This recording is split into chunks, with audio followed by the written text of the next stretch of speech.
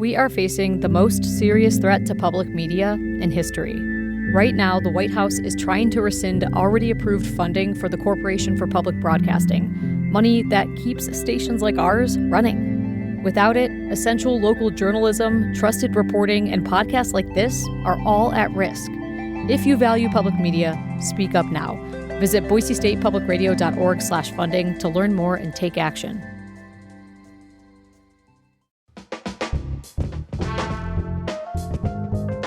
From Boise State Public Radio, this is The Connector. It's Idaho's Daily News. Good morning. I'm George Prentice.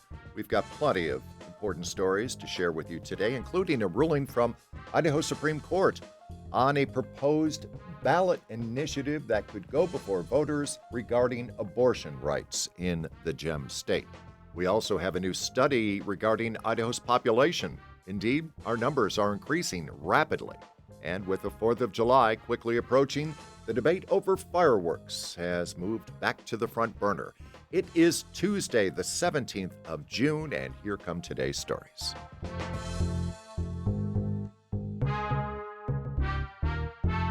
Idaho Supreme Court has handed down a ruling in a case that should determine how a ballot initiative on abortion rights should be put before Idaho voters. You may remember that the nonprofit Idahoans United for Women and Families hopes to have a measure on the ballot next year, a measure that would broaden exceptions for abortions and other reproductive health care. But when the Idaho Attorney General's office chose the wording for the title on the ballot initiative, Idahoans United said the AG's office was choosing confusing words and left out key elements to the measure. And on Monday, the Idaho Supreme Court ruled that the AG's office failed to fully describe all of the aspects of the initiative. The High Court also ruled against the State Division of Financial Management for failing to clarify the financial impact of approving such a proposal. A spokesperson for Idahoans United said Monday's ruling was, quoting here, a substantial win for their organization. And they hope to begin collecting voter signatures around the state by the end of this month to secure a spot on next year's ballot.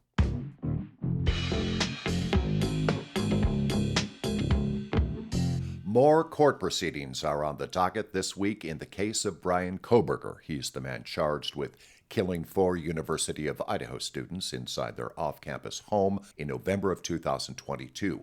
You'll remember that the trial was moved from Latah to Ada County in order to access a larger pool of potential jurors.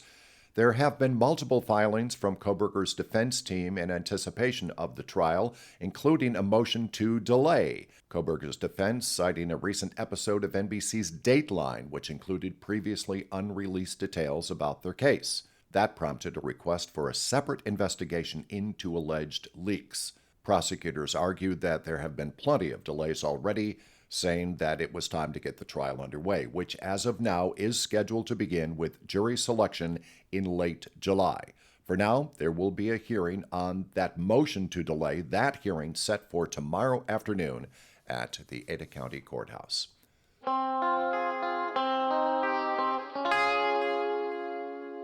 Later this week, Boise will join a select number of U.S. airports which will have a designated cart to transport the remains of fallen service members. The specially designed carts are crafted by engineers from Alaska Airlines, but they can be used by any airline transporting military remains. Earlier this month, Boise Airport Deputy Director Beth Summer briefed the Boise Airport Commission on the soon-to-arrive cart. This provides sort of that tactical, tangible piece of equipment that allows that dignified transfer to happen. And I know that they've done this at Reagan International, Honolulu, San Diego. So we're really fortunate that they selected us to be kind of next on the list for them. The fallen soldier cart will be presented to the Boise Airport from Alaska Airlines in a formal ceremony. It is scheduled for this Friday, June the 20th. Idaho's population is increasing rapidly. A new study also shows that growth isn't changing the state's demographics. Jamie Geary reports.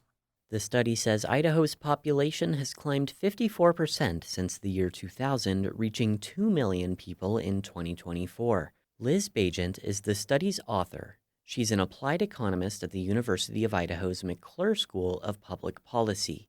She told Idaho Matters the increase is primarily from people migrating into Idaho that mirror the state's overall political leanings. Between 2015 and 2024, 66% of people moving to Idaho who registered to vote registered as Republicans, compared to 21% unaffiliated and 12% Democrat. The population increase also reflects Idaho's current ethnic demographics, with 85% white and 13% Hispanic people entering. Bajent says the majority of Idaho migrants are under 55. She says birth rates are decreasing in Idaho, which follows national trends. I think it was 83 births per 1,000 women of reproductive age, and now it's down to 58. So that is a 30% decline, and that's a little bit faster than the national rate. Idaho still has one of the nation's highest birth rates. Jamie Geary, Boise State Public Radio News. It's time to move Idaho's debate over fireworks to the front burner. Personal use of aerial fireworks are illegal to shoot off in Idaho. That said, you can purchase aerial fireworks in the gem state. Consumers are asked to sign an affidavit that says they promise not to set them off in the state. But firefighters are quick to remind us that aerial fireworks, time and again, create the risk of wildfire. And we are quickly approaching the 9th anniversary of the Table Rock fire, which was sparked by illegal fireworks.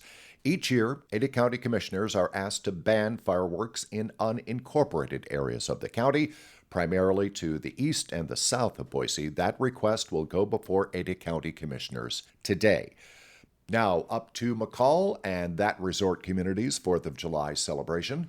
The community of McCall has had an on-again, off-again relationship with alcohol on the 4th after a number of alcohol-fueled incidents that police said got out of control near the lake. McCall put an alcohol ban into place over the 4th of July holiday back in 2016.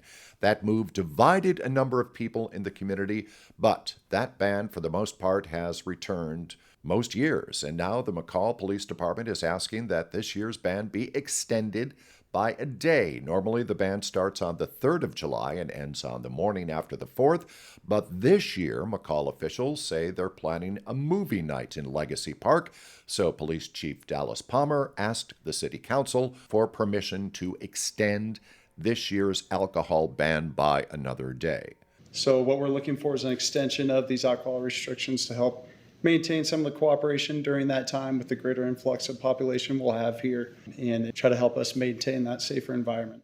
For the record, the vote was not unanimous. Councilman Kobe Nielsen voted against the extended alcohol ban, but on a 4-1 vote, this year's 4th of July alcohol ban in McCall was extended by another day.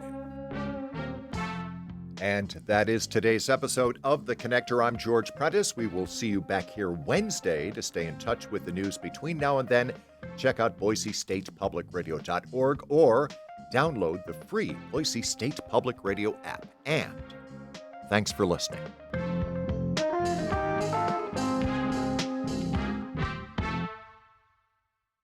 Planet Money helps you understand the economy. We find the people at the center of the story. Garbage in New York, that was like a controlled substance. We show you how money influences everything. Tell me what you like by telling me how you spend your money. And we dig until we get answers. I had a bad feeling you were going to bring that up. Planet Money finds out. All you have to do is listen. The Planet Money Podcast from NPR.